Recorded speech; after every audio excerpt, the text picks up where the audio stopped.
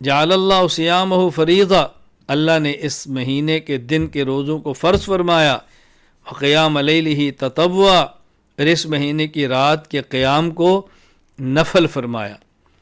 اب دیکھیں اس ماہ کی خاص دو عبادتیں، دن کا روزہ اور رات کا قیام۔ معلوم ہوا کہ رمضان کا قیام اس مہینے کی خاص عبادت یہ الگ ہے، سال بھر کا معمول کا رات کا قیام نہیں جسے تہجد کہتے ہیں۔ لہذا رمضان میں تہجد بھی ہے، تراویح بھی ہے، تراویح الگ ہے اور تہجد الگ ہے۔ تہجد تو پورا سال پڑھتے ہیں، لیکن آپ صلی اللہ علیہ وسلم فرما رہے ہیں اس ماہ کی خصوصیت کہ اس مہینے کے دن میں روزہ اور رات کا قیام۔ باقی پورے سال میں تو ایسا نہیں کہ دن کو روزہ اور رات کا قیام۔ معلوم ہوا جس طرح اس ماہ کی خصوصیت پورے مہینے کا روزہ ہے، اس ماہ کی خصوصیت پوری رات کا مستقل قیام ہے، اس کو تراویح کہا جاتا ہے۔